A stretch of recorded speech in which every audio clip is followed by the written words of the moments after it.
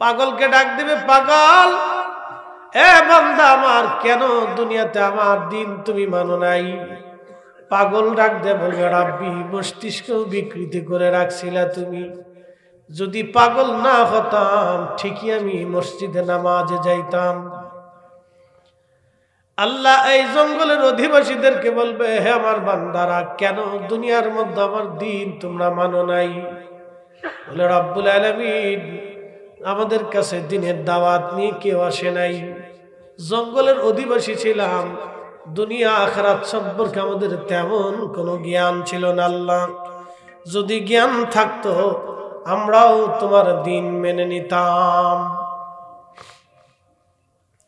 শিশু, পাগল আর জঙ্গলের অধিবাসীদেরকে আবার আল্লাহ পাক একত্রিত করে সবাইকে বলবেন, আমি কি তোমাদের রব? তারা বলবে, হ্যাঁ আপনি আমাদের রব। আমি হুকুম দিলাম তোমরা এখনই জাহান্নামের দিকে চলে যাও, তোমাদেরকে জাহান্নাম দিলাম, তোমরা চলে যাও।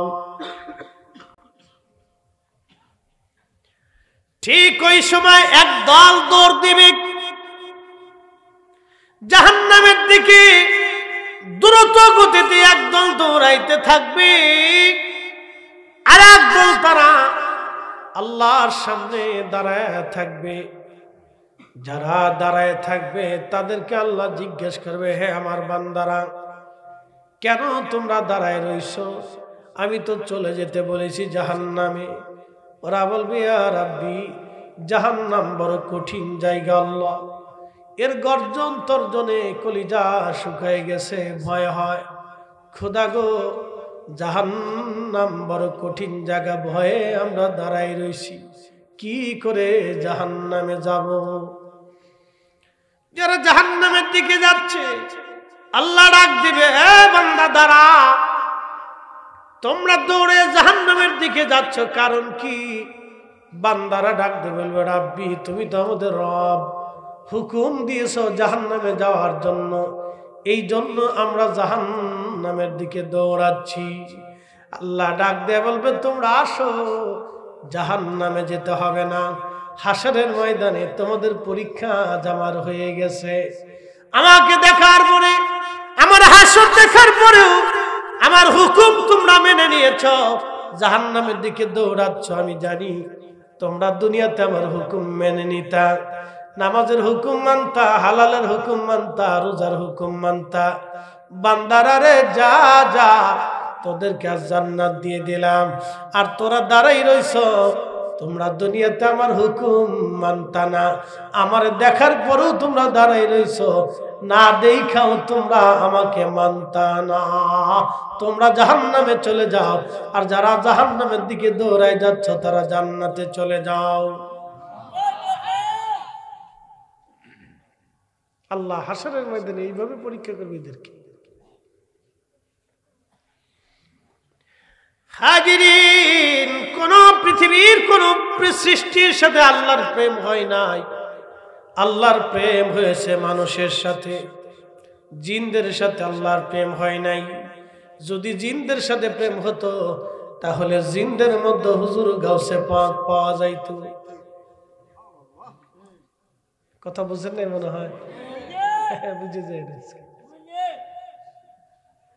জিনদের ভিতরে হুজুর গাউসে পাক পাওয়া যাইতো, জিনদের ভিতরে খাজা বাবা আজমিরি পাওয়া যাইতো, জিনদের ভিতরে শাহজালাল ইয়ামানি পাওয়া যাইতো, জিনদের ভিতরে মুজাদ্দিদ আল ফসানি সরহিন্দি পাওয়া যাইতো, জিনদের ভিতরে আশিক রাসূল ফতে আলী রাসূল নবাকে পাওয়া যাইতো, জিনদের ভিতরে খাজা বাহাউদ্দিন নকশবন্দ বুখারী পাওয়া যাইতো, জিনদের ভিতরে ইমাম আজম পাওয়া যাইতো, জিনদের ভিতরে ইমাম আহমদ পাওয়া যাইতো, জিনদের ভিতরে হযরত ইমাম মালিক আশিক রাসূল পাওয়া যাইতো, জিনদের ভিতরে ইমাম আবু ইদ্রিস শাফিঈ পাওয়া যাইতো, জিনদের ভিতরে ওলি পাওয়া যায় নাই, তার মানে জিনদের সাথে আল্লাহর প্রেম হয় নাই।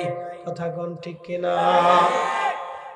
আল্লাহর প্রেম হয়েছে মানুষের সাথে, আমাদের সাথে। আবার আমাদের শাস্তি বড় কঠিন।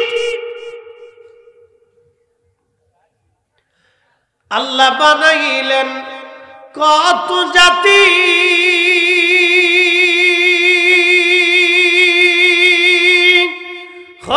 না তার প্রেম প্রীতি, অবশেষে মানুষ বানায় প্রেমের কারণে। প্রেমের ডোরি বান্ধরে মদিনার শনে, হায়রে প্রেমের ডোরি বান্ধরে মদিনার শনে। মক্কাতে হযরত গেছেন না, কবুতর দেখছেন না মক্কায় অনেক? একসাথে বলেন না মারহাবা। এই কোন কবুতর? ইমাম ইবনে কাসির আল বেদার মধ্যে লেখছেন, প্রিয় নবীজি হিজরতে গাঁরে সৌরের ভিতরে যখন গেলেন, তো জাবালে সৌর এবং জাবালে সাবির পাশাপাশি দুইটা পাহাড়। জাবালে সাবিরা আগে উঠছে। জাবালে সাবির ডাক দিয়ে বলতেছি, ইয়া রাসূলুল্লাহ, আমার মধ্যে কোনো গুহা নাই। কাফেররা দিনের ভাগে এসে যদি আপনাকে আমার উপরে আঘাত করে, আমি সাবির কিয়ামতের ময়দানে আল্লাহর কাছে কি জবাব দেব? একসাথে বলবেন আল্লাহু আকবার। আপনি বুঝছেন, একটা পাথরের অনুভূতি দেখেন তো, একটা পাহাড়ের অনুভূতি বুঝেন, রাসূল প্রেম বুঝেন। হুজুর পাশের সাবিরের সৌরের ভিতরে গুহা আছে, আপনি সেখানে চলে যান। ইতিমধ্যে সৌর নবীকে সালাম দিলেন। আল্লাহর নবী সৌরে ঢুকে গুহার ভিতরে লুকাইছে, আর কবুতর এসে গুহার সামনে এসে বাসা বানাইয়া ডিম পেড়ে দিল। ওই যে ডিম পড়া কবুতর আজও হেরেমে আছে, কিয়ামত পর্যন্ত ওরা থাকবে। ওদেরকে কেউ মারবে না, ধরবে না, সারা কিয়ামত পর্যন্ত আল্লাহ ওদের বংশ রেখে দিবে। ওই কবুতর ওই হেরেমেই থাকে, ওরা হেরেম থেকে কোথাও যায় না। রাসূলকে পাহারা দিছিল, দেখছেন? আচ্ছা বলেন তো, কয় কবুতরের ডিম পারছিল? যেটা বলেন না, কয়টা? কবুতরে এক কবুতরের ডিম পারছে, ভাগ্য খুলেছে কোটি কোটি কবুতরের। আল্লাহ রাসূলের সম্মান দিলে পৃথিবীতে কোন উম্মতের সম্মান কমে না। যারা রাসূলের সম্মান দিতে জানে না, 1000 বছর সাজদা হবে, মকবুলিয়াত মঞ্জুরিয়াত হবে না। বলেন ঠিক কিনা? মনে রাখবেন এই কথা সারা জীবন। আহলে সুন্নাত ওয়াল জামাতের আকীদা ছাড়া কোন মা ওলির জন্ম দিতে পারে না। পৃথিবীর কোথাও নাই, মাটি খুঁড়ে বের করে দেখাইতে পারবে না কোন মা। আকীদা আহলে সুন্নাত ওয়াল জামাত ছাড়া কোন মা ওলির জন্ম দিতে পারে না, পৃথিবীর কোথাও দেখাইতে পারবে না, কোথাও না।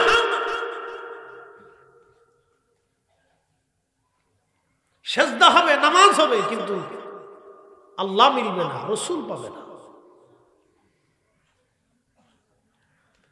প্রিয় উপস্থিতি, কবুতর ডিম পেড়ে দিল। সেই কবুতরের বংশধর আজও হেরেমের ভিতরে, আজও হেরেমের ভিতরে কবুতর, কিয়ামত পর্যন্ত এই কবুতর ওখানেই থাকবে। শুধু রাসূলকে মহব্বত করার কারণে একদল কবুতরের ভাগ্য খুলে গেল, একদল কবুতরের ভাগ্য খুলে গেল রাসূলকে মহব্বত করার কারণে। ব্যাং ইব্রাহিম আলাইহিস সালামের আগুনের পাশে দাঁড়ায়া পিছনটা ঘুরাইয়া ব্যাং পেশাব সারে। আল্লাহ ডাক দিলেন, ব্যাং রে, কি জন্য তুমি পেশাব সারো? আল্লাহ তো সবই জানে। বলে, রাব্বি, ইব্রাহিমের আগুন নিবাই। বলে, ব্যাং তোর পেশাবে কি আগুন নিববে নি? ব্যাং ডাক দে বলে, রব, আমি জানি আমার পেশাবে আগুন নিববে না গো আল্লাহ, কিন্তু কঠিন হাসরের ময়দানে যখন তুমি ডাক দিবা, ও মাখলুকরা রে, আমার খলিল আগুনের মধ্যে ফেলাইছিল, তোমরা কি করছো? আমি ব্যাং সেই দিন বলবো, না রাব্বি, আমি আমার পেশাব ছেড়ে দিয়ে তোমার খলিলের আগুন নিভানোর চেষ্টা করেছিলাম। আল্লাহ ব্যাঙের পেশাবটাকে কিয়ামত পর্যন্ত মানব জাতির জন্য পবিত্র বানায় দিলেন। ব্যাঙ আপনার শরীরে পেশাব করে দিবে, কিন্তু আপনার শরীর কখনো নাপাক হবে না। একবার জোরে বলা যাবে কি আল্লাহু আকবার? গিরগিটি চিনেননি আপনারা? চিনেন? এটা মানুষ দেখলে দেখবেন গলার ভিতরে লাল লাল হয়ে আসে, কালার চেঞ্জ হয়, গিরগিটি। এটাই যে ইব্রাহিম আলাইহিস সালামের আগুনের মধ্যে ফু মারতেছে। সহিহ বুখারীতে আসছে, ইমাম ইবনে বাজার ভিতরে আসছে। তো এই গিরগিটি ফু মারতেছে, ফু মারার সময় আল্লাহ ডাক দিচ্ছে, গিরগিটি ফু দিস কেন? আল্লাহ আগুন জ্বালাচ্ছি ইব্রাহিমের, বেশি করে যাতে জ্বলে। আচ্ছা বলেন, ব্যাং কি ইব্রাহিমের পক্ষে না বিরুদ্ধে? গিরগিটি? আচ্ছা ভালো করে বুঝবেন। তা আল্লাহ বলেন, গিরগিটি তোর ফুকে আগুন জ্বলবে? জানি জ্বলতো না, কিন্তু তারপরে ফু দিচ্ছি যাতে জ্বলে। গিরগিটির কপাল নষ্ট হল। আল্লাহ রাসূল বলেন, আমার উম্মত যতদিন হায়াত থাকবে ওরে ফাইলে বাটাম চালান দিবে। একসাথে বলবেন আল্লাহু আকবার। ওরে ফাইলে কি চালান হবে? বাটাম চালান, বুঝছেন? এমনি লাঠি চালান হবে, যেখানে পাবা সেখানে লাঠি চালান হবে। আচ্ছা বলেন, ভুল করছে কয় গিরগিটি? শাস্তি পাবে সব বংশধর, সব বংশ। আমাদের দেশেও গিরগিটি আছে, মানুষ রূপেও গিরগিটি আছে। বলে হুজুর এটা কেমন? যারা বলে রসুলের আব্বা আম্মা দুইজন কাফের ছিল, তারা জাহান্নামে চলে গেছে, ওরা মানব রূপী গিরগিটি। কথা বলেন ঠিক কিনা? হ্যাঁ, হাত উঁচু করে বলেন ঠিক কিনা? নারে রিসালাত, নারে গাউসিয়া, আহলে সুন্নাত ওয়াল জামাত, মাসলাকে আলা হযরত। গিরগিটি আসেনি দেশে? মানব রূপেও গিরগিটি আছে। High high. আচ্ছা আপনারা যদি আমরা এসে বলেন, ফরিদ হুজুর আপনার বাপে গরু চোর, একজন এসে যদি কথা কন, আপনারা আমি ধরে নিয়ে চা খাওয়াবো, তারপরে বলবো ভাই রে তুমি আমার বাপের গরু চোর বানাইছো, কত আমার দুস্থ তুমি, আমার প্রিয় বন্ধু, আসো তোমার বিরিয়ানি খাওয়াই। কি কথা কন না কেন? আপনার মাকে কেউ যদি গালি দেয়, কোন ছেলে মার এই গালি সহ্য করতে পারে না। কথা ঠিক কিনা? আপনি বুঝছেন কোথায় হাত দিছে? রসুলের আব্বা আম্মা কাফের, জাহান্নামী, এই কথা কোন উম্মত বলিয়া বেহেশত পাওয়ার আশা করে আমার বুঝে আসে না, বুঝে আসে না বাপ। এই জন্য হুব্বে রসুল আলাদা জিনিস। কথা ঠিক কিনা? হুব্বে রসুল আলাদা সাবজেক্ট। হাজিরিন, যারা বলেন আল্লাহর নবীর পিতামাতা জাহান্নামী, জাহান্নামী, তারা কাফের ছিল, এরা কারা? আমাদের দেশে একদল আছে যারা বুকে হাত বেঁধে নামাজ পড়ে। আছে না নি ভাই? আছে। আমাদের দেশের শিক্ষিত মানুষ মনে করে যে খুব ভালো জিনিস পাইছি আমরা, ভালো ব্র্যান্ডের মাল পাইছি। খুব উপরে চকচক চকচক করে দেখবেন, উপরে দারুণ চকচক। এদের হুজুরদের চেহারা চকচক করে, দারুণ চকচক করে, জুব্বা চকচক করে, তাদের মাথার উপরে যে এটা ঘুমটি থাকে এটা খুব চকচক করে। হ্যাঁ, খুব চকচক। দাড়ি দেখবেন চকচক, তাদের সব চেহারাও চকচক, খুব বালা। খুব চকচক, খুব ব্র্যান্ডের মাল পাইছে। আমরা মনে করি যে খুব ব্র্যান্ডের মাল পাইছি, খালি খুব আমরা সৈয়দিস মানি, আর কিচ্ছু মানি না। আল্লাহর কোরআন এবং সৈয়দিস মানে, এরা এমন ভাব লইছে যে হেরাই শুধু সৈয়দিস মানে, আর আমরা জীবনে সৈয়দিস কোনোদিন চিনিও না, বুঝিও না, এটা দেখিও না। কি ভাব লইছে রে বাপ রে বাপ। আচ্ছা আপনাদেরকে একটা প্রশ্ন করি, জবাব দিবেন তো। শাহজালাল ইয়ামানি মুজাররিদি সহিহাদিস বুঝতো না? হ্যাঁ, জোরে বলেন, জোরে বলেন, জোরে বলেন। উনি মনে হয় কোরআন বুঝতো না, নাকি বলে? না বুঝছে দেশে আইছে। হ্যাঁ, আমাদের ব্র্যান্ডের মাল হচ্ছে অরিজিনাল। সিএসএস বিএসআর যা আছে সব ক্লিয়ার। এটা 1450 বছর। কথা বলেন ঠিক না বেটে? এটা অরিজিনাল, ডুপ্লিকেটটার দরকার নেই। এটা চকচক করে, বাইরে চকচক, ভিতরে পক।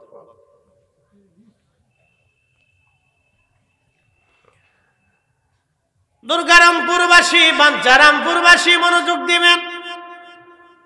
বিশ্ববিখ্যাত আমাদের এই পৃথিবীতে 5 জন 6 জন ব্যক্তি আল্লাহর কোরআন এবং রসুলের সুন্নাহ মোতাবেক রাষ্ট্র পরিচালনা করেছেন, এরপরে আর কেউ পারে নাই। একজন আবু বকর, ওমর, উসমান, আলী, ইমাম হাসান রিদওয়ানুল্লাহি তাআলা আলাইহিম আজমাইন, এবং এরপরে আরেকজন এসেছিলেন, তার নাম ওমর ইবনে আব্দুল আজিজ, যাকে দ্বিতীয় ওমর বলা হয়। ইসলামের প্রথম মুজাদ্দিদ, পরিপূর্ণ আল্লাহর আইন এবং রসুলের সুন্নাহ ভিত্তিক তাম পৃথিবী রাষ্ট্র পরিচালনা করেছিলেন। এরপরে আর কোন মা সন্তান জন্ম দিতে পারে নাই, কোন রাষ্ট্রপ্রধান পরিপূর্ণভাবে আল্লাহর কোরআন রসুলের সুন্নাহ মোতাবেক রাষ্ট্র পরিচালনা করতে পারে নাই। এরপরে আর কেউ পারে না। বলে হুজুর এটা কি করে সম্ভব? আমি আপনাদেরকে বুঝাই। যদি বলেন বর্তমান সৌদি আরবে ইসলামিক রাষ্ট্র আছে না, আমি বলবো হ্যাঁ আছে। এখন আপনাদেরকে প্রশ্ন করি, আমার দিকে তাকাই, প্রশ্ন করি, জবাব দিবেন তো। সৌদি আরব কি বিশ্ব ব্যাংকের আওতার ভিতরে না আওতার বাইরে? জোরে বলে না, না একসাথে বলে। তাদের ব্যবসা বাণিজ্য লেনদেন বিনিয়োগ, মানে বিনিয়োগ, আমদানি রপ্তানি, তেল বিক্রি, এই সব অস্ত্র শস্ত্র কেনা বেচা, এটা সেটা, সারা পৃথিবীর অর্থনীতির পরিসংখ্যান, তারা কি বিশ্ব ব্যাংকের আওতার ভিতরে না বাইরে? তাহলে বিশ্ব ব্যাংক কি সুদ মুক্ত না সুদ যুক্ত? তাহলে সুদ যুক্ত যদি হয়ে থাকে তাহলে সৌদি আরবে এটা মুক্ত না। আপনি ঠিক বললেও ঠিক, না ঠিক বললেও ঠিক, এটাই ঠিক। যদি বলেন এটা ছাড়া আমরা দেশ চালাবো, তাহলে বেগুন আপনাকে 1000 টাকা কেজি খাইতে হবে, পারবেন না, দুর্ভিক্ষ হবে বাংলাদেশে। বলে কারণ কি? ইন্ডিয়া বর্ডার ক্লোজ করে দিবে, চীন আমদানি রপ্তানি বন্ধ করবে, রাশিয়া তেল দিবে না, সৌদি আরব থেকে তেল মিল কিছু আসবে না, আমেরিকা থেকে পোশাক আশাক কিছু নেবে না, আমদানি রপ্তানি টোটাল বন্ধ। পরে দেখবেন যে চাইলেও নাই, ভাতও নাই, কিছুই নাই, দুর্ভিক্ষ লেগে গেছে। সোজা বাংলা হিসাব, বাকি ঝুঁকি রাখিনি কিছু। অতএব লেনদেন সারা পৃথিবীর সাথে সংযোগ রাখতে হবে। ইন্ডিয়া থেকে শুরু করে পৃথিবীর সব দেশের সাথে সুসম্পর্ক রাখতেই হবে আপনাকে। ব্যবসা বাণিজ্য করতে হলে, দেশের উন্নয়ন করতে হলে কোন দেশের সাথে আপনি ঝগড়া বাঁধাইতে পারবেন না, সুসম্পর্ক রাখতেই হবে, এর কোনো বিকল্প নেই। তো মনোযোগ দিয়ে, এই জন্য বলতেছি যে খোলাফায়ে রাশিদ যেইভাবে রাষ্ট্র পরিচালনা করেছিলেন, আর কারো পক্ষে এটা সম্ভব হয় নাই। কথা বলেন ঠিক না বেঠে? কেউ পারে না, আর আরেকজন করবে, সে কে? ইমাম মাহদী। একসাথে বলা যাবে আল্লাহু আকবার।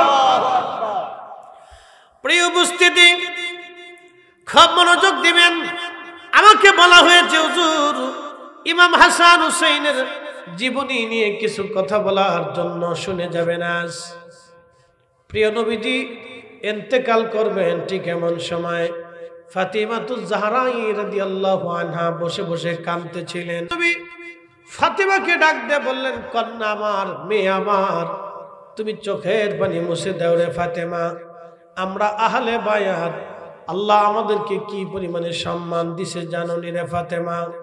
ফাতেমা রে, তোমার বাবার মতো সম্মানিত সারা সৃষ্টি জগতের মধ্যে আর কেউ নাই। তোমার আব্বাকে আল্লাহ হাবিবুল্লাহ বানিয়েছেন, সর্বোচ্চ মাকামে মাহমুদের সম্মান তোমার বাবাকে দিয়েছেন। একবার জোরে বলা যাবে কি মারহাবা? শ্রেষ্ঠ নবী দিলাম রে তরিয়ে নিতে রোজ হাসরে, পথ না ভুলি তাই তো দিলে, পথ না ভুলি তাই তো দিলে, পাক কুরআনের বাণী খুদা তোমার মেঘের বাণী।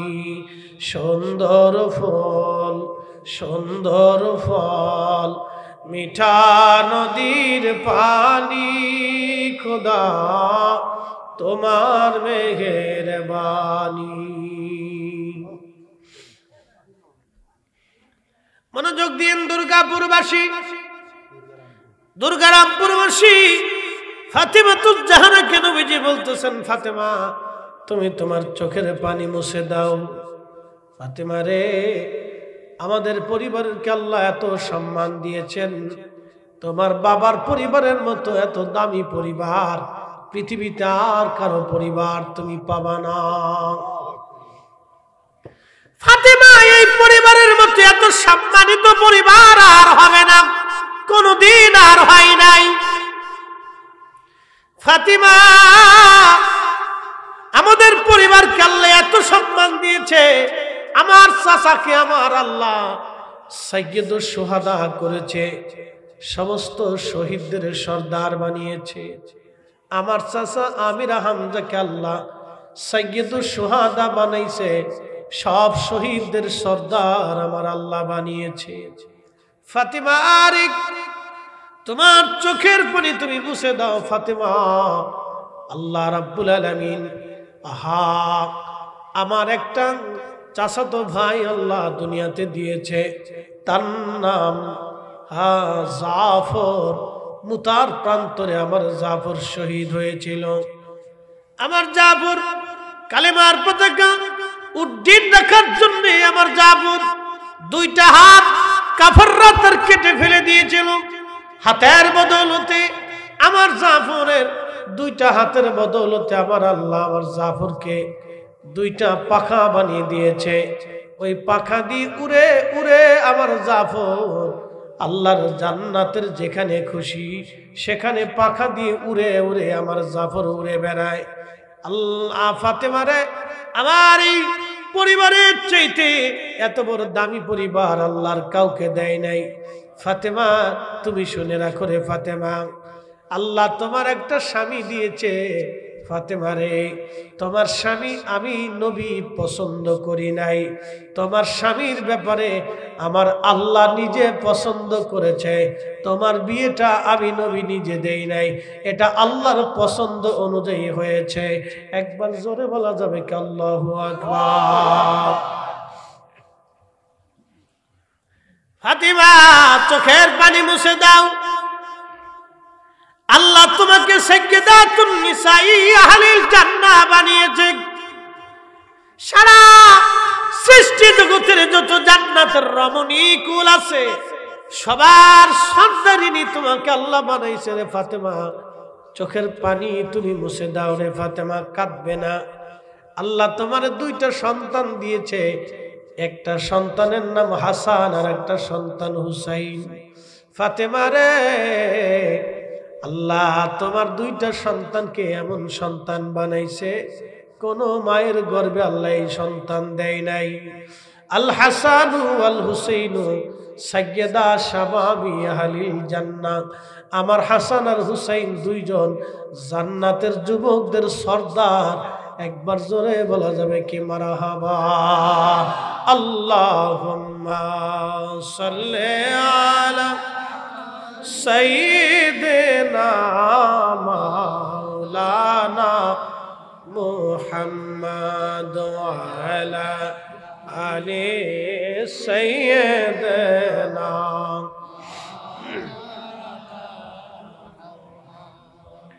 কষ্ট হচ্ছে না আপনাদের?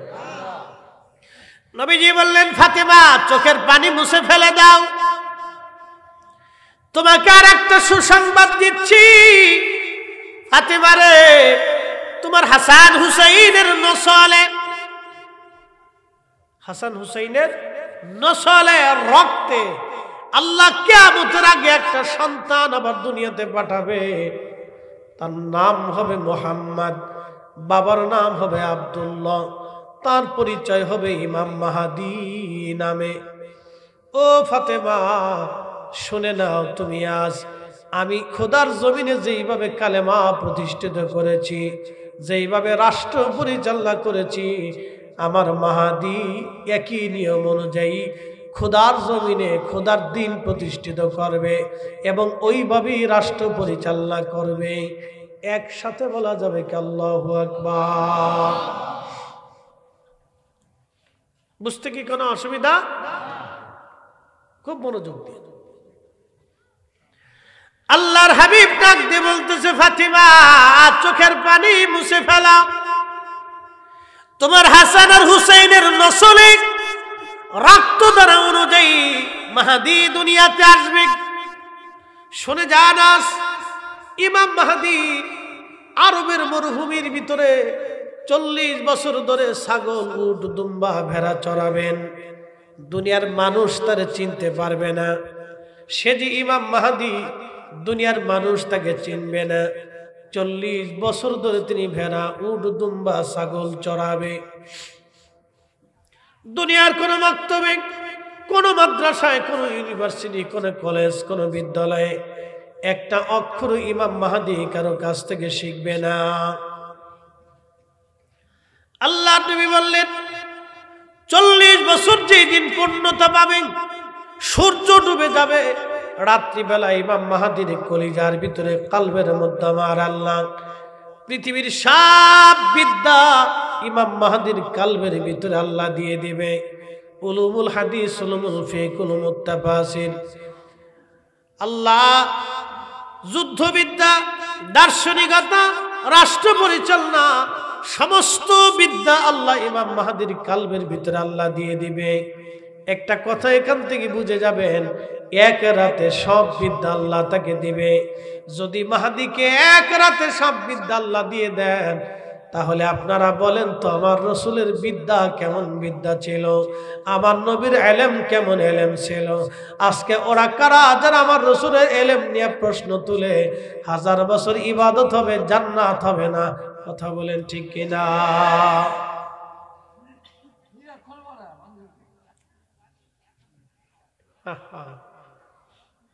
আপনি বুঝেন তো? এখন প্রশ্ন করে আমার দিকে তাকান, ডান বাম হবে না, বসেন, ডান বাম হবে না, বলেন মাহদী দিয়া নবী না নবী দিয়া মাহদী? আমরা নবী দিয়া না নবী আমাদেরকে দিয়া? জোরে বলেন। নবী দিয়ে আমরা, আমাদেরকে দিয়া রসুল না। বলেন মদিনা দিয়া নবী না নবী দিয়া মদিনা? আচ্ছা, কাবা দিয়ে নবী না নবী দিয়ে কাবা? তো বুঝে গেছে। এই কোরআন শরীফ আমরা কার মাধ্যমে পাইছি? মনোযোগ দিয়ে, এখান থেকে অনেক কিছু শিখার আছে। অ্যাটেনশন, মনোযোগ দিন। এখানে কোরআন শরীফে অনেক আয়াত, 6666 আয়াত, 114টি সূরা। এই যে আল্লাহ পাক এই সূরাগুলির ভিতরে অনেক কথা বলছে, তার ভিতরে মনোযোগ দিন। এখানে আল্লাহ রাব্বুল আলামিন বলছেন, উলাইকা আলা হুদাম মির রাব্বিহিম ওয়া উলাইকা হুমুল মুফলিহুন।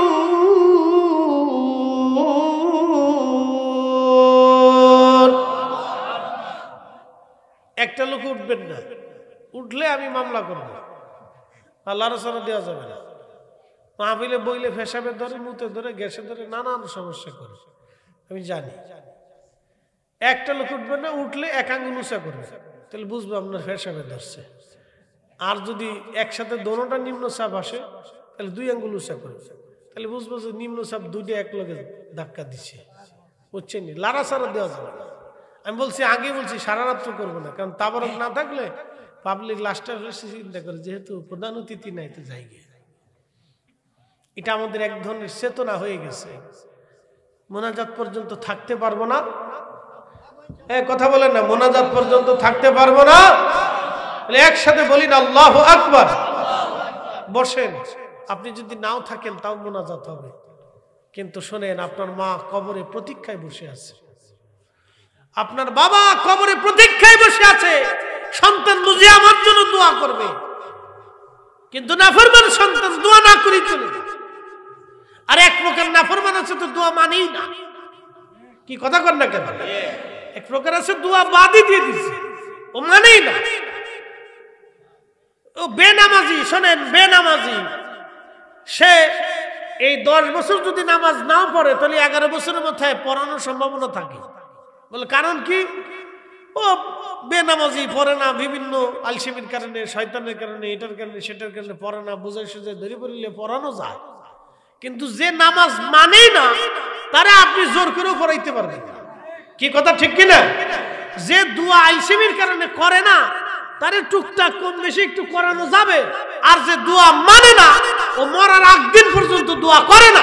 কি কথা কোন ঠিক কিনা? এই জন্য যে মানে না তার সাথে আমাদের যুদ্ধ, যে মানে না তার সাথে যুদ্ধ।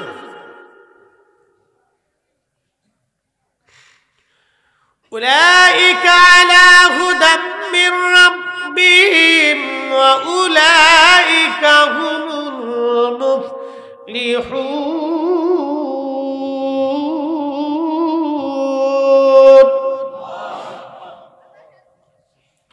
এই যে কালামগুলি, কথাগুলি আমরা বলি নাই, আল্লাহর নিজের জবানের কালাম। আলিফ লাম মিম, আলিফ লাম রা, ইয়াসিন, তাহা, নুন, কাফ হা ইয়া আইন সাদ। এইরকম যতগুলি হারফে মুকাত্তা আছে, বিচ্ছিন্ন হরফগুলি সব আল্লাহ তার রাসূল কারীমের কলবের মধ্যে নিক্ষেপ করলেন। এখন আপনাদেরকে বলি, জবাব দিবেন। যখন কোরআন শরীফ নবীজির কলবে আসলো, কোন রাস্তা দিয়ে আসছে দেখা যায় নাই, কে পাঠাইলো তাকেও দেখা যায় নাই, কিন্তু যখন কোরআন কলবে মুবারকের মধ্যে এসেছে, কোরআন নাজিল শেষ হয়ে যাওয়ার পরে নবীজি বললেন, ও আমার উম্মতেরা, সাহাবীরা শোনো, দালিকাল কিতাবু লা রাইবা ফীহি হুদাল লিল মুত্তাকিন। ও হ্যাঁ, এমন এক কিতাব যে কিতাবের মধ্যে কোনো সন্দেহ নাই, সংশয় নাই, সেই কিতাবটা হলো মুত্তাকিনদের জন্য হেদায়েত। তখন একটা সাহাবীও দাঁড়ায় বলে নাই, হুজুর কোন রাস্তা দিয়ে কোরআন আসলো দেখলাম না, আল্লাহ দেখলাম না, তাহলে এই কথাগুলি আমরা কেমনে মেনে নিব? এটা কি আল্লাহর কথা নাকি আপনার কথা? ওগো নবী, আমরা মানতে পারলাম না। কোন সাহাবী কথা বলে নাই, বিনা বাক্যে বিনা শর্তে রাসূল বলেছে এটা কোরআন, সাহাবীরা মেনে নিয়েছে এটা কোরআন। কথা বলেন ঠিক কি না? তাহলে বলেন, সাহাবীরা কি আগে কোরআন চিনেছে না রাসূল চিনেছে? জোরে বলেন, আগে আল্লাহ চিনেছে না রাসূল চিনেছে? রাসূল চিনেছে। কোন পাহাড় দেখে, পর্বত দেখে, কারো চেহারা দেখে সাহাবে کرام আল্লাহ চিনে নাই, আল্লাহ চিনেছে রাসূল দেখে, আখিরাত বুঝেছে রাসূল দেখে। এই কোরআনে আল্লাহ ওয়াজ করছে না? কষ্ট হইতেছে আপনাদের? বুঝে যান, 2 মিনিটে বুঝে যান। আল্লাযীনা ইউমিনুনা বিল গায়বি ওয়া ইউকিমুনাস সালাতা ওয়া মিম্মা রাযাকনাহুম ইউনফিকুন।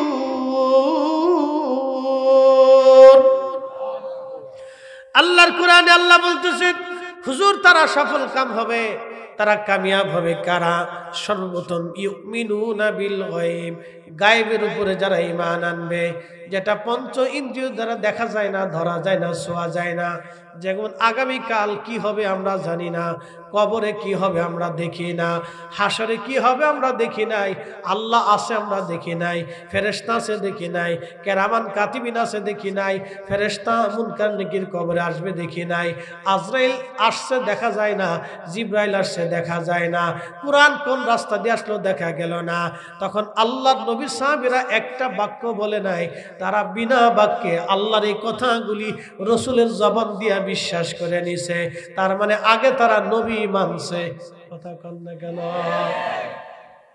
আগে কারে মানছে? রাসূল মানছে। জোরে বলেন, কাকে মানছে?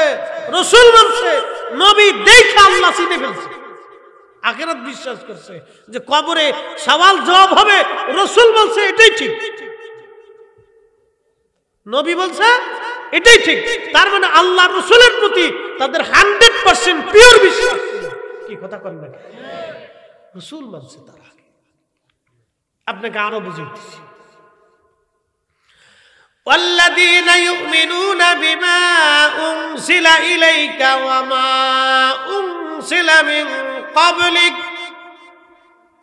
নবীজি সফল কাম তারা হবে যারা আপনার উপরে যে কিতাব নাজিল হয়েছে, এই কোরআন আপনার উপরে নাজিল হয়েছে, যারা বিশ্বাস করবে এবং আপনার পূর্বে যত নবী এসেছিল তাদের উপরে যে কিতাব নাজিল হয়েছে এইগুলির উপরে যারা ঈমান আনবে। এরপর আল্লাহ বললেন ওয়াবিল আখিরাতি হুম ইউকিনুন, যারা আখিরাতে বিশ্বাসী হবে। এখন আপনারা আখিরাত দেখছেন, কে বলছে? রাসূল বলছে। জোরে বলেন, কে বলছে? আল্লাহ কি এসে সরাসরি কোরআন শিক্ষা দিছে? আল্লাহ তার রাসূলের কালবে নাজিল করছে, নবীজি জবান দিয়ে বলছে। তো রাসূল বলছে সাহাবী কিরামের কাছে, সাহাবীরা কিন্তু আল্লাহ দেখে নাই, কবরে কি হবে তাও দেখে নাই, ফেরেশতাও দেখে নাই। কারে দেখছে? নবী দেখছে। একসাথে বলবেন না মারহাবা? কাকে দেখছে? নবী দেখছে। জোরে বলেন, কাকে দেখছে? নবী দেখছে। নবী দেখে তারা আল্লাহ বিশ্বাস করছে, নবী দেখে কবর বিশ্বাস করছে, নবী দেখে হাসর বিশ্বাস করছে, নবী দেখে জান্নাত জাহান্নাম বিশ্বাস করছে, নবী দেখে শাফায়াত বিশ্বাস করছে। এজন্য আল্লাহ কোরআনে বলে দিয়েছে, হাবিব আপনি উম্মতকে বলে দেন, কুল ইন কুনতুম তুহিব্বুনাল্লাহ, কেউ যদি আমি আল্লাহকে ভালোবাসতে চাই, আমি আল্লাহকে ভালোবাসতে চাই, আমি আল্লাহকে পেতে চাই, আমি আল্লাহকে খুশি করতে চাই, তাহলে বলে দেন ফাত্তাবিউনি, সেজন্য আপনার ইত্তেবা অনুসরণ অনুকরণ মহব্বত করে, যদি করে ইউহিব্বুকুমুল্লাহ, আমি আল্লাহ তাকে ভালোবাসবো, আমি আল্লাহ তাকে ভালোবাসবো। একসাথে বলা যাবে না আল্লাহু আকবার। নবী মানলে কাকে মানা হয়? নবী পাইলে কাকে পাওয়া হয়? নবী খুশি করলে কাকে করা হয়? নবী তাজিম করলে কাকে করা হয়? নবীর শানকে ছোট করে দেখলে কাকে, কার শান ছোট করা হয়? রাসূলের আব্বা আম্মার জাহান্নামী বইলে এবার জান্নাতে যাবেন চিন্তা করে।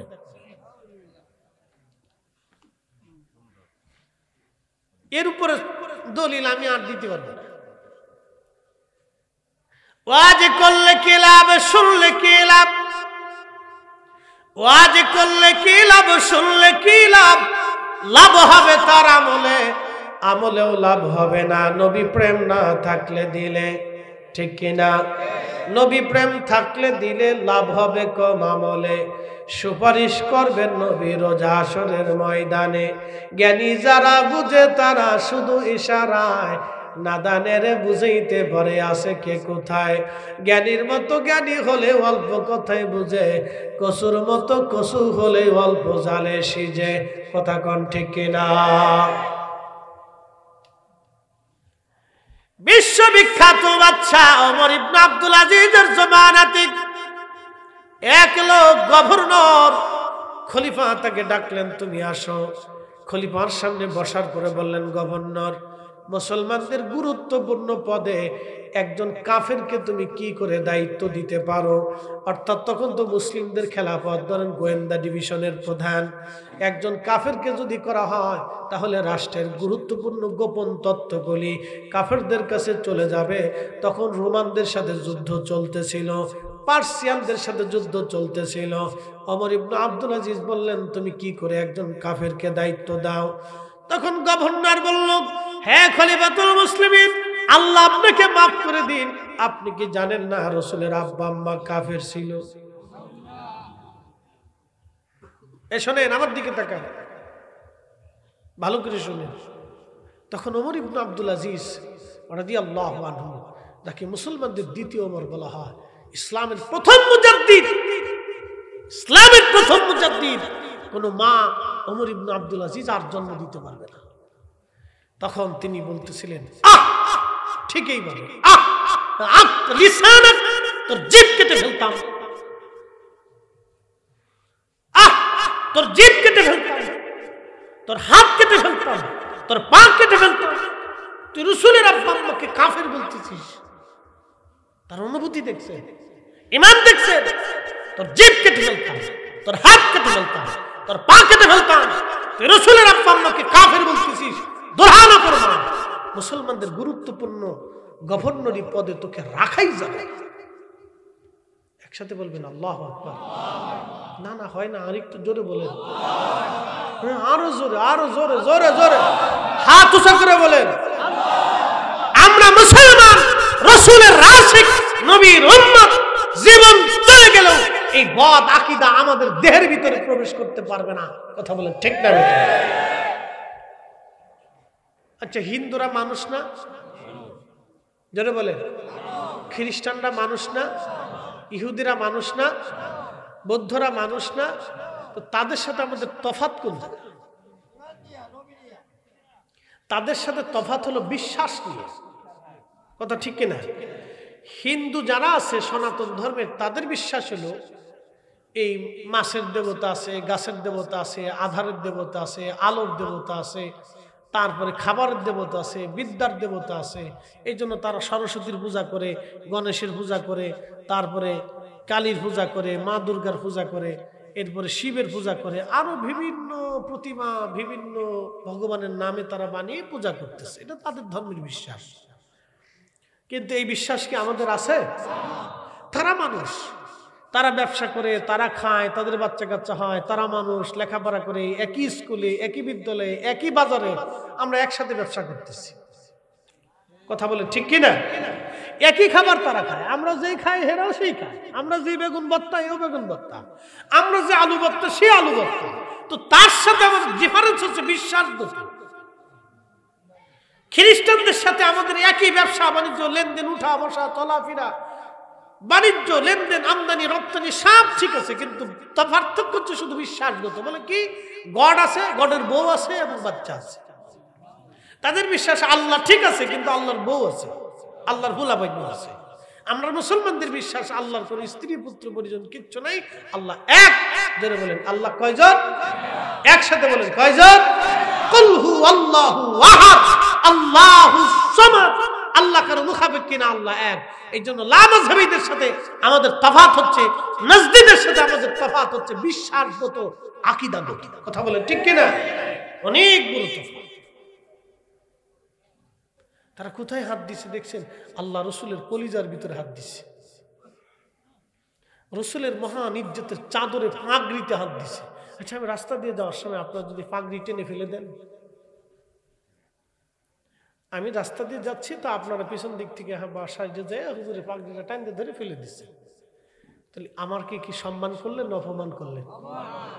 অপমান হলাম না?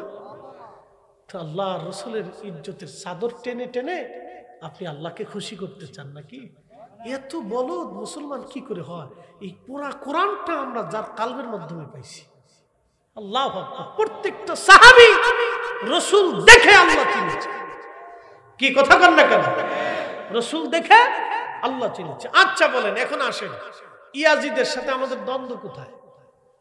জমি নিয়ে, টাকা পয়সা নিয়ে। তো ইয়াজিদ আল্লাহ মানে আমরাও মানি, ইয়াজিদ কোরআন মানে আমরাও মানি, ইয়াজিদ নবী মানে আমরা মানি।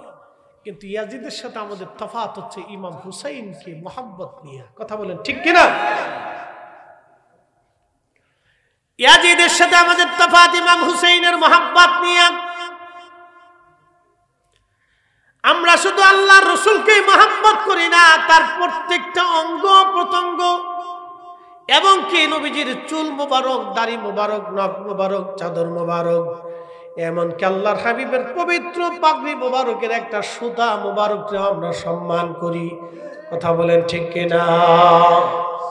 বন্ধু আমার, এটা যদি হয় আমাদের বিশ্বাস, আমাদের ভালোবাসা, তাহলে ইমাম হুসাইন রাদিয়াল্লাহু আনহুকে আমরা ভালোবাসি।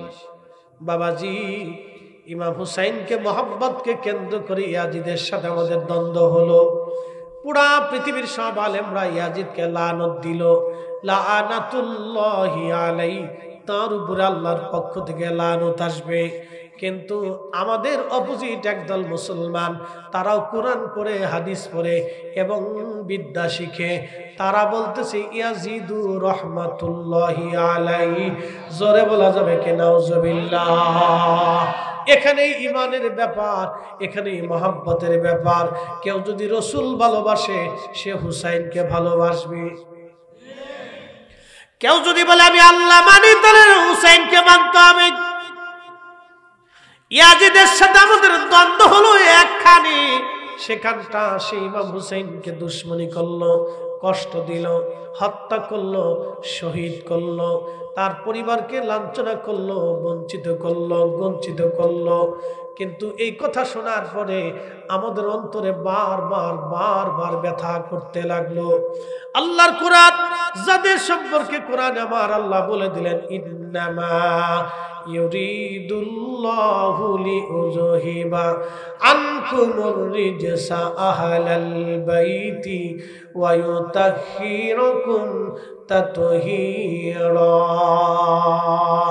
সাচ্চে মুসলমান ওরা, নবী মুসলমান, সাচ্চে মুসলমান ওরা, নবী মুসলমান। ইমানদারের ইমান নিয়ে করছে যারা খেলা, ওরাই তো আসলে এজিদেরই চেলা। ঠিক কিনা? দাড়ি টুপি পাগড়ি আছে, দেখতে মাওলানা, ভিতরে নাই নবী প্রেম, ইয়াজিদে ভরা। আহলে বাইতে রাসূল ইমাম হুসাইনের পবিত্র মাথা মুবারক কেটে চলে যাওয়া হলো কুফার গভর্নর হাউসে। শুনে যাবে না, গভর্নর হাউস থেকে নিয়ে যাওয়া হলো কুফার সেন্ট্রাল মসজিদে। পৃথিবীতে একজনের দুইটা মাজার আছে, এছাড়া একজনের কোনো দুইটা মাজার হতে পারে না। পৃথিবীতে একজনের দুইটা মাজার, তিনি হলেন ইমাম হুসাইন রাদিয়াল্লাহু আনহু। তিনার দেহ মুবারকের মাজার হচ্ছে, রওজা হচ্ছে কারবালার প্রান্তরে, আর ওনার পবিত্র মাথা মুবারকের মাজার হচ্ছে বর্তমান মিশর আল আজহার বিশ্ববিদ্যালয়ের সাথে। একজনের দুইটা মাজার, মাথা মুবারক কেটে নিয়ে যাওয়া হলো কুফার গভর্নর সেন্ট্রাল মসজিদের ভিতরে। উবাইদুল্লাহ ইবনে জিয়াদ ওই মসজিদের ইমাম ছিলেন, খতিব ছিলেন, এবং তিনি কুফার গভর্নর ছিলেন। উবাইদুল্লাহ ইবনে জিয়াদ তিনি মসজিদের মধ্যে গেলেন, মিম্বরে বসলেন। আহলে বাইতে রাসূলের পবিত্র মাথা মুবারক সে তার মিম্বরের নিচে, তার মাথা মুবারক তার পায়ের সামনে রেখে দিয়েছে। সেই দিন হাজার হাজার মুসলমান, কুফার হাজার হাজার মুসলমান সেই দিন ইমাম হুসাইন রাদিয়াল্লাহু আনহুর সামনে, উবাইদুল্লাহ ইবনে জিয়াদের সামনে, পবিত্র মাথা মুবারকের সামনে বসে আছে। তখন উবাইদুল্লাহ একটা ভাষণ দিয়ে বলেন, হে মুসলমানেরা, আমিরুল মুমিনিন ইয়াজিদের বিজয় আল্লাহ দিয়েছে, আর মিথ্যাবাদী হুসাইনের পরাজয় আল্লাহ দিয়েছে। একবার জোরে বলা যাবে কি নাউজুবিল্লাহ? ঠিক তখনই মসজিদের ভিতরে হাজার হাজার মুসলমান, একটা মুসলমানের জবানে কোনো প্রতিবাদ ছিল না, সবাই মুখ বুজে বসেছিল। কিন্তু মসজিদের কোনায় একজন আশিক রাসূল তিনি দাঁড়িয়ে গেলেন। তার নাম আব্দুল্লাহ ইবনে আফিফ, তার নাম ইবনে আফিফ। তিনি অন্ধ ছিলেন। মসজিদের কোনায় দাঁড়িয়ে ডাক দিয়ে বললেন, হে মারজানার ছেলে, হে মারজানার ছেলে, হে মারজানার ছেলে, আজ তুই কাকে কাকে মিথ্যাবাদী বলিস? তিনি আমার রাসূলের আওলাদ, আহলে বাইতে রাসূল, আহলে বাইতে রাসূল, তিনি আমার নবীর আওলাদ। আর তুই আমিরুল মুমিনিন কাকে বলেছিস? আমার রাসূলের দুশমনকে আমিরুল মুমিনিন বানাইয়া আমার নবীর আওলাদকে মিথ্যাবাদী বলেছিস। এ মারজানার ছেলে, আল্লাহর কসম করে বলি, আমি ইবনে আফিফের চোখ যদি ভালো থাকতো, আমি যদি অন্ধ না হতাম, আজকে মসজিদের মধ্যে তোকে কতল করতাম, হত্যা করতাম, প্রতিশোধ আমি নিতাম। একবার জোরে বলা যাবে কি আল্লাহু আকবার?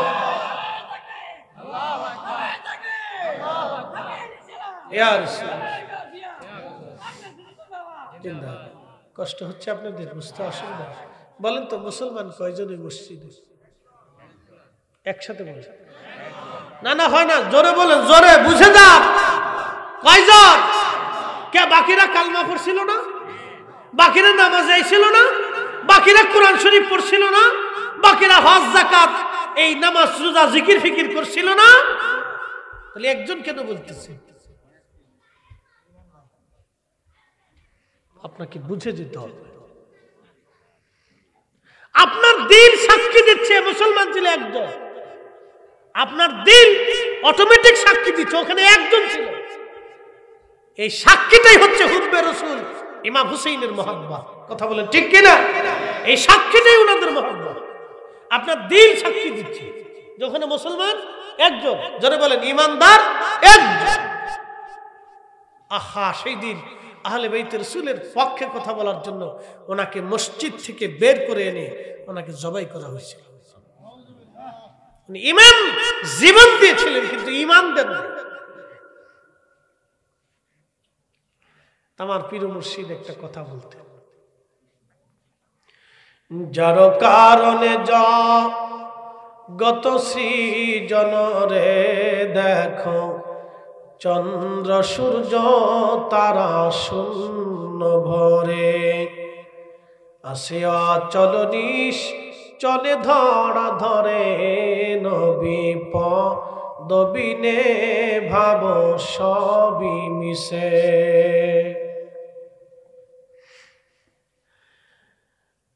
আহা, সৃষ্টি আসমান জমিন পৃথিবী সব চলমান, যার কারণে তামাম পৃথিবী সৃষ্টি হলো।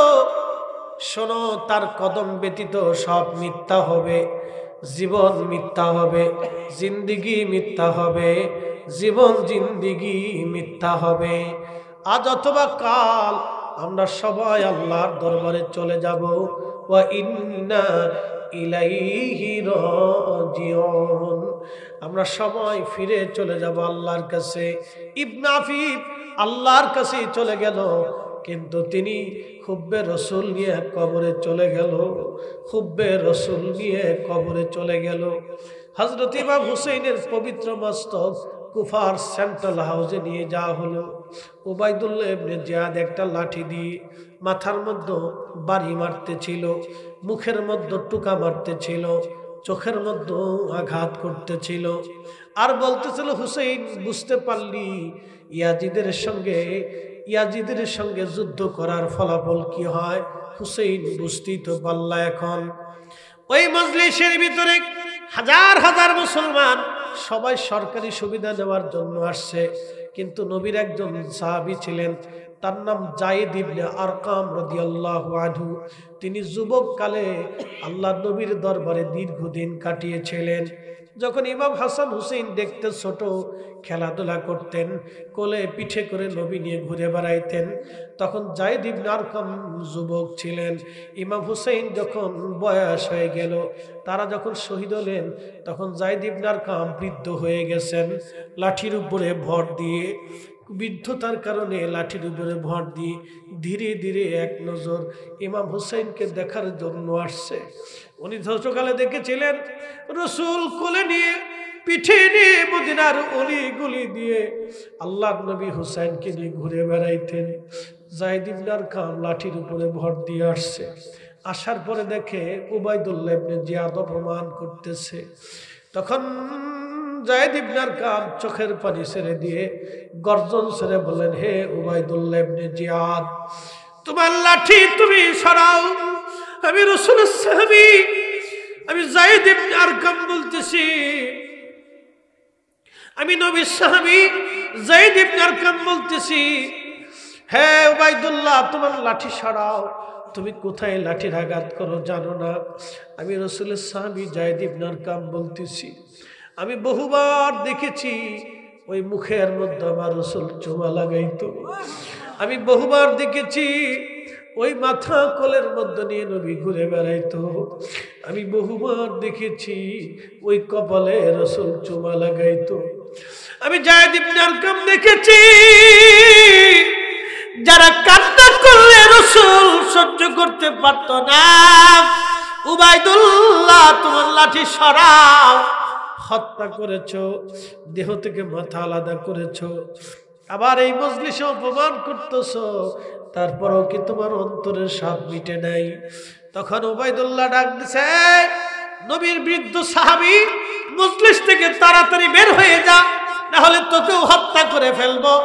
যায়েদ ইবনে আরকাম ডাক দিয়ে বলতেছে, এ মর্যাদার ছেলে, আমি রাসূলের সাহাবী, একবার শহীদ কেন, হাজার বারও যদি জীবন যায়, হাজার বারও যদি আল্লাহ জীবন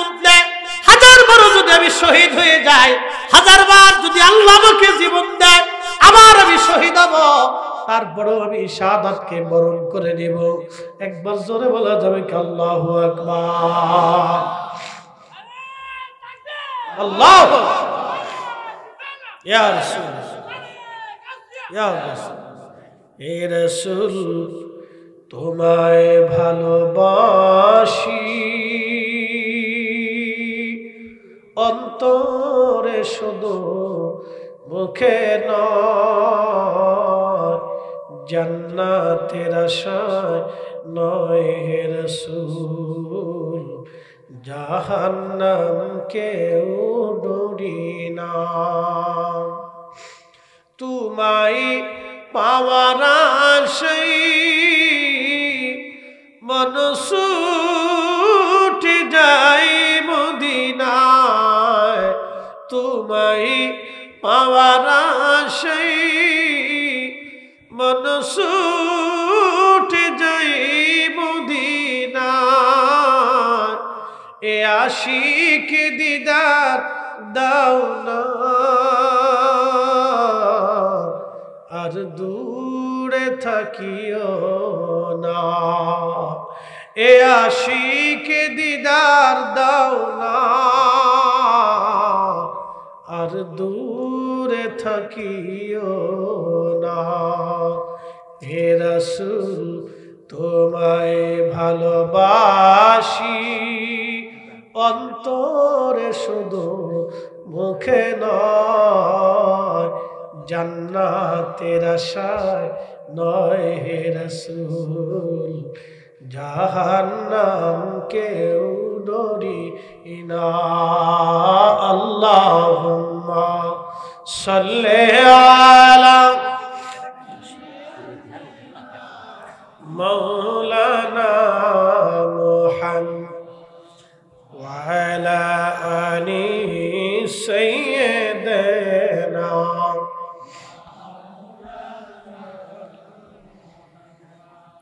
হাজিরিন, অবশ্যই ফিরে যাব আল্লাহর কাছে। কার কাছে ছিলাম? কার কাছে চলে যাব? কার কাছে?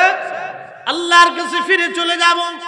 অবশ্যই অবশ্যই আল্লাহর কাছে ফিরে চলে যাব। যেহেতু যাওয়াই লাগবে, সেহেতু হুব্বে রাসূল নিয়ে যেতে হবে। কথা কোন ঠিক কিনা? যেহেতু যাওয়া লাগবে, কার কাছে? আল্লাহর কাছে। জোরে বলেন, কার কাছে? যেহেতু আল্লাহর কাছে যেতেই হবে, অতএব হুব্বে রাসূল নিয়ে যেতে হবে। কথা ঠিক কিনা? আল্লাহ বললেন, সুম্মা তুরাদ্দুনা ইলা আলিমিল গায়বি ওয়াশ শাহাদাত। তোমরা আমি আল্লাহর কাছে চলে আসবে, কিন্তু আসবে তো ও বান্দা, আমি আল্লাহ তোমাদের গোপনে গোপনে প্রকাশ্য প্রকাশ্যে সব আমি আল্লাহ জানি। ফায়ুনাব্বিউকুম বিমা কুনতুম তা'মালুন। তোমরা দুনিয়াতে যাহা আমল করতে আমি আল্লাহ সব তোমাদেরকে সেই দিন দেখাবো। যেহেতু ফিরে যেতে হবে আল্লাহর কাছে, সেহেতু নিয়ে যেতে হবে হুব্বে রাসূল ঈমান। কথা বলেন ঠিক না বেঠিক? হুব্বে রাসূল নিয়ে যাওয়া লাগবে। প্রিয় উপস্থিতি ভাই আমার, অবশ্যই চলে যাওয়া লাগবে। দাদা চলে গেল, ফিরে আসে নাই। মা চলে গেল, ফিরে আসে নাই। মনোযোগ দিবেন, চোখের সামনে থেকে বহু মানুষ চলে গেল, কেউ আর ফিরে আসলো না। এখন প্রশ্ন করি, জবাব দিবেন। যাকে নিয়ে যাওয়া হলো তাকেও দেখা গেল না। বলে আপনার ভিতরে যে আছে তাকে নিয়ে যাওয়া হবে, কেউ দেখবে না। কোন রাস্তা দিয়ে নেওয়া হলো রাস্তাও দেখা গেল না। যিনি নিলেন মালাকুল মউত তাকেও দেখা গেল না। কিন্তু নিয়ে গেল সত্য, চলে গেল সত্য, নিয়ে গেল সত্য। যার হুকুমে নিল সেও সত্য, যেই জগৎ নিল কবর ওটাও সত্য। এই জন্য কোরআন বলছে অবিল আখিরাতি হুম ইউকিনুন, তোমাদেরকে আখিরাতে বিশ্বাসী হওয়া লাগবে। কারণ তুমি ওই আখিরাতেই চলে আসবা, অবশ্যই জগতে আসতে হবে। কোনো ছাড় হবে না, মালাকুল মউত থেকে কোনো ফেরত আসা হবে না, কোনো সুযোগ হবে না, কেউ রাখতে পারবে না। কত বড় বড় ধনী রাজা বাদশাহ যাদেরকে পাহারা দিত লক্ষ লক্ষ সৈন্যরা, তাদের মাঝ থেকে মালাকুল মউত তাকে নিয়ে চলে গেল। কেউ ধরে রাখতে পারে নাই, কেউ ধরে রাখতে পারে নাই, কেউ ধরে রাখতে পারে। আমরাও চলে যাব আল্লাহর কাছে। একদিন মাটির ভিতরে হবে ঘরে, মন আমার কেন বান্ধ দালান ঘর, মন আমার কেন বান্ধ দালান ঘর। এ বন্ধু আমার, খুব মনোযোগ দিবেন। হাজিরিন, অবশ্যই আল্লাহর কাছে চলে যাব আমরা। কি নিয়ে যাব? দুইটা জিনিস নিয়ে যাওয়া লাগবে। এক নম্বর ঈমান, দুই নম্বর আমল। ঠিক কিনা? এক নম্বর ঈমান, দুই নম্বর আমল। এই দুইটা জিনিস ছাড়া কবরে গেলে আর কোনো উপায় নাই। উপায় নাই রে, উপায় নাই রে, উপায় নাই। দয়াল নবীর চরণ বিনে উপায় নাই। আল্লাহ বললেন, বান্দা তুমি যেহেতু আমি আল্লাহর কাছে চলে আসবা, তাহলে আরো একটা কাজ করে আসো। ওয়া আনফিকু মিম্মা রাযাকনাকুম মিন ক্বাবলি আইয়াতিয়া আহাদাকুমুল মাউত। তোমার মরণ আসার আগে আমি আল্লাহ তোমাকে রিজিক দিলাম। রিজিক কে দিছে? আচ্ছা, প্রশ্ন করি, জবাব দিবেন। আল্লাহর হুকুম ছাড়া একটা ভাতের দানা বেশি খাওয়ার সুযোগ আছে? কোটি কোটি টাকার মালিক কিন্তু খাইতে পারে না, আইসিইউর ভিতরে পড়ে রয়েছে। করোনার সময় হাজার হাজার কোটি টাকার মালিক, যমুনা গ্রুপের মালিক মারা গেলেন, আর ওই যে বিভিন্ন বড় বড় ইন্ডাস্ট্রির মালিক করোনার সময় মরে গেল। এই ইউরোপে বহু বড় বড় কোটি কোটি হাজার কোটি টাকার মালিক ইউরোপে আমেরিকাতে মরে গেল। আচ্ছা বলেন আপনারা, এই যে তারা হসপিটালের ভিতরে আইসিইউর মধ্যে পড়েছিল, আল্লাহর বিধানের বাহিরে একটা দানাও কি খাইতে পারছে? টাকা আছে কিন্তু খেতে পারে নাই। যদি এটা বুঝে থাকেন, সেজন্য আল্লাহ বলেছেন, আনফিকু মিম্মা রাযাকনাকুম মিন ক্বাবলি আইয়াতিয়া আহাদাকুমুল মাউত। তোমার মৃত্যু আসার আগে তুমি তোমার রিজিক থেকে আল্লাহর পথে ব্যয় করে যাও, খরচা করে যাও। কারণ তোমার মৃত্যু আসবেই, মৃত্যু আসবেই। যেহেতু আসবেই, তো মরার আগেই দিও।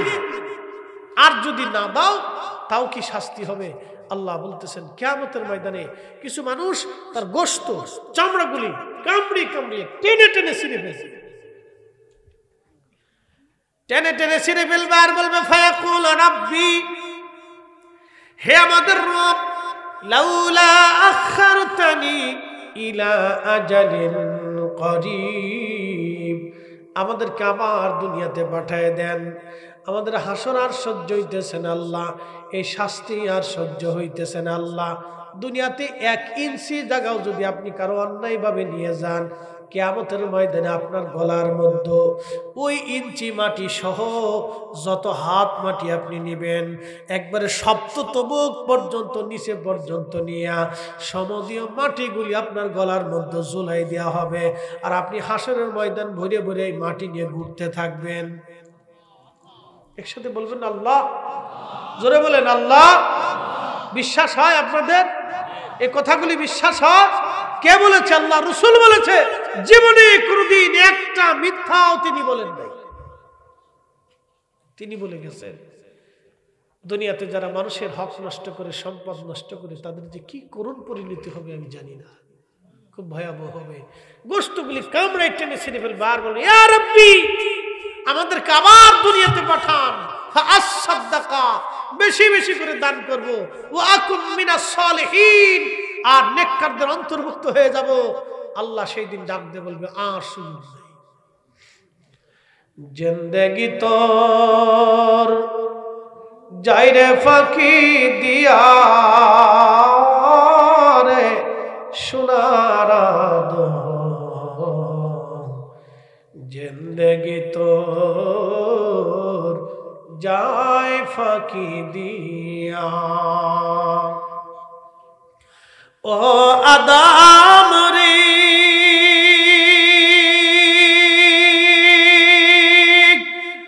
পাগ ধরিয়া গেছে দাড়ি দন্তবাসে গুটাচারি সমন জারি গিয়াছে কুড়িয়ারে সোনার জিন্দেগি তো যায় ফাঁকি দিয়া।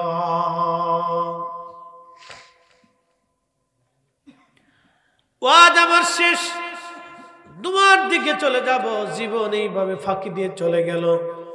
আমি ওয়াজে বসে এই পর্যন্ত, লক্ষ্য করে দেখেন ওয়াজে বসে এই পর্যন্ত আমাদের জীবন থেকে কত সময় চলে গেল, কিন্তু একটা সেকেন্ডও বৃথা যাবে না, কারণ আমরা জান্নাতের বাগানে বসে রয়েছি। কথা বল ঠিক কিনা? আমরা যত সময় বসে রয়েছি একটা সেকেন্ডও আমাদের জীবনে বৃথা যাবে না, এক সেকেন্ডও বৃথা যাবে না। কিন্তু যারা চলে গেল তাদের বাবা মা তাদের দোয়া থেকে মাহরুম হয়ে গেল। এখন আপনাদেরকে নিয়ে দোয়া করব। দোয়া করার আগে ছোট্ট একটু কথা, মাহফিলটা তো চলমান রাখতেই হবে, আর যতদিন মাহফিল চলবে ততদিন আপনাদের অর্থ দিতেই হবে।